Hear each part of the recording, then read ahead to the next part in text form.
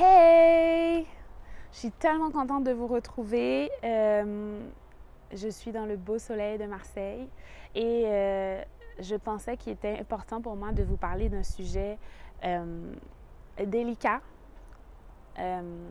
qui influence la vie de tout Haïtien, qu'il soit à l'étranger ou sur le territoire, et qui je pense, est mon combat, fait partie de mon combat contre la discrimination.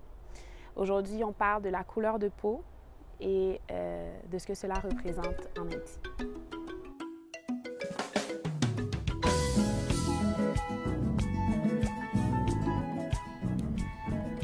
Pour ceux et celles qui ne le savaient pas, je suis née en Haïti, j'ai passé 16 ans en Haïti. Quand j'étais plus jeune, je faisais des activités avec des gens de différents niveaux. Mon père est agronome, donc on allait faire des activités avec des paysans. On vivait, quand on allait dans les provinces, on vivait dans des lieux où des projets étaient établis pour aider des paysans. Donc on mangeait ce que les gens locaux mangeaient. Donc par exemple, je ne sais pas, moi, quand j'allais à l'Artibonite, on mangeait du lalo. C'était très vrai. C'était très authentique pour moi. Et quand j'étais à Port-au-Prince, je faisais le marché des fois avec ma maman. Donc, on descendait à Salomon, on achetait ce qu'il fallait pour la semaine.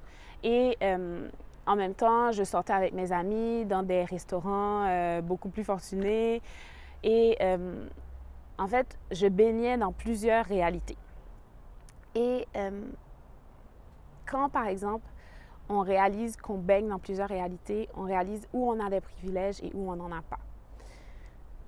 Je ne me suis jamais sentie discriminée pour la couleur de ma peau quand j'étais en Haïti, et je pense que c'est parce que j'étais très privilégiée. J'ai eu la chance d'avoir une éducation de qualité. J'ai eu la chance d'avoir quelqu'un qui faisait à manger pour moi chez moi, quelqu'un qui conduisait la voiture qui m'amenait où j'avais besoin d'aller, d'avoir des activités extrascolaires. J'étais une personne privilégiée. Et ça vient aussi avec des responsabilités, je pense, et plus la couleur de peau d'une personne est pâle en Haïti, plus je pense que les gens la perçoivent comme étant riche, fortunée ou ayant accès à beaucoup plus de choses. Ne nous leurrons pas. En Haïti, la plupart des grandes industries, les plus grands commerces, les plus grandes entreprises sont dirigés par des gens ayant la peau plus pâle que moi. C'est l'histoire de notre vie. À une époque, il y a des Syriens qui sont venus en Haïti. Il y a une époque, on s'est fait coloniser par les Espagnols. Bref, les gens de peau pâle sont les gens qui ont le plus d'argent.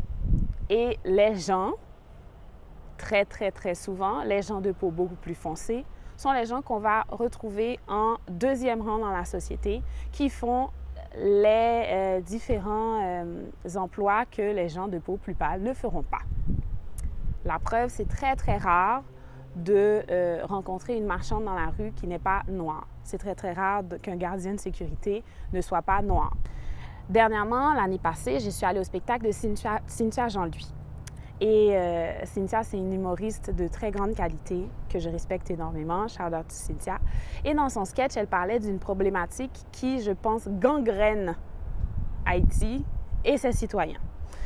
Une femme, dans son sketch, ne voulait pas descendre plus bas que la rue panaméricaine et elle disait « J'ai peur, les gens sont laids, qu'est-ce que je vais aller faire là? » Bref, elle partait de Pétionville et elle se disait qu'elle n'avait rien à voir avec les gens plus bas qu'un certain niveau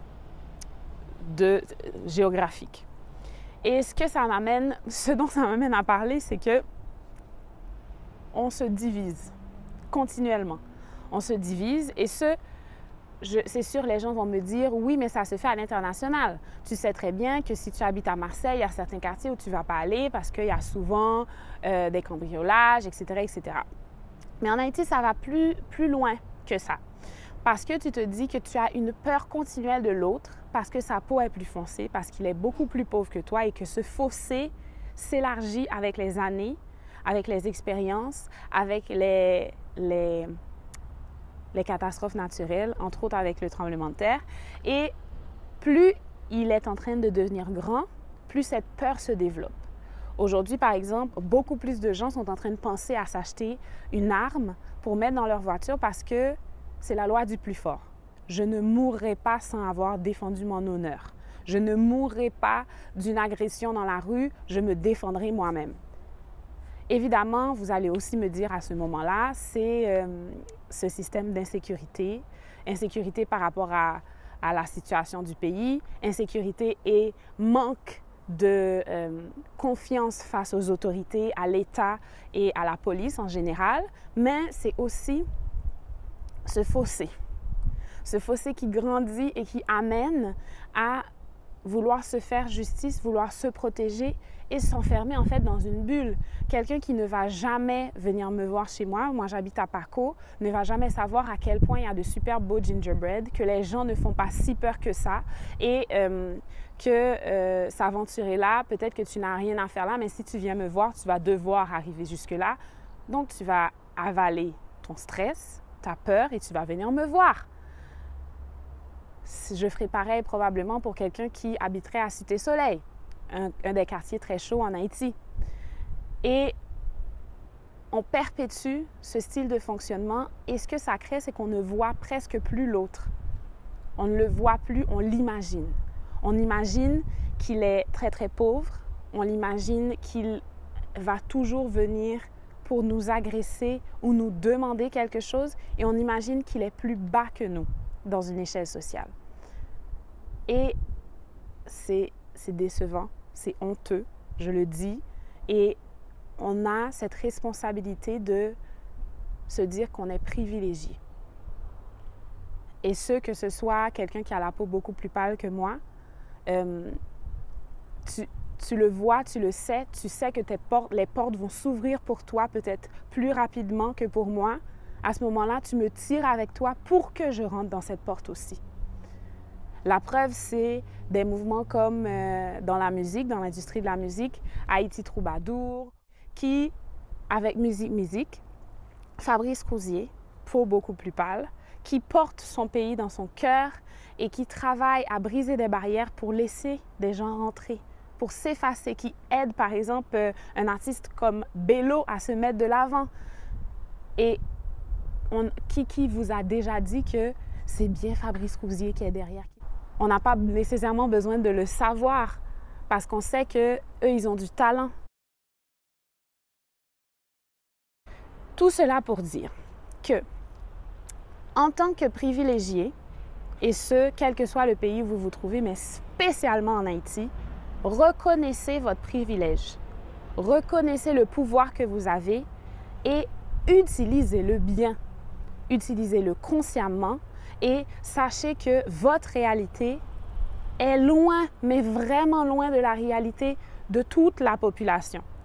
Quelqu'un qui vient, par exemple, des Gonaïves ne va pas avoir la même réalité que moi. Pareil pour le Cap, pareil pour Jérémy, pareil pour les Cailles. C'est pas la même réalité. Et en m'asseyant, en écoutant l'autre, en étant capable de comprendre que cette réalité est différente, je grandis, mais en même temps, j'apprécie plus l'autre. J'ai de l'empathie pour l'autre, j'ai de la confiance pour l'autre et je suis capable de ne pas penser à « je dois mettre une arme dans ma voiture, je dois faire… » Bref, tout ce qui passe par la violence, par l'intolérance, par la discrimination, je n'y pense pas. Parce que je réalise qu'à la base, on est tous les deux haïtiens. Et que quand, par exemple, un tremblement de terre frappe, il frappe autant toi que moi, que lui et que tous les autres. Et sincèrement, que ce soit dans l'industrie des médias ou du entertainment, comme on pourrait dire, je pense qu'il y a un effort très, très grand à faire. Quand on produit un vidéoclip, par exemple, et qu'on décide de mélanger des enfants ensemble dans cette vidéo, il faut qu'on les mette sur un pied d'égalité. Que les enfants blancs ou avec la peau plus pâle et que les enfants ayant la peau plus foncée se retrouvent puis comprennent que dans cette vidéo-là, on veut transmettre le message d'unité. On veut transmettre le message que quelle que soit ta couleur de peau, tu es au même niveau. Puis peut-être que la société haïtienne, c'est pas ça. Mais dans ce vidéoclip-là, au moins, tu vends quelque chose, tu vends un rêve que tu aimerais que la société devienne. Tu vends dans une publicité, quelle qu'elle soit, tu vends quelque chose vers quoi tu espères que les gens aspireront. Et c'est notre responsabilité dans les médias. On a ce pouvoir, on a cette capacité de changer les mentalités, d'aller vers le meilleur.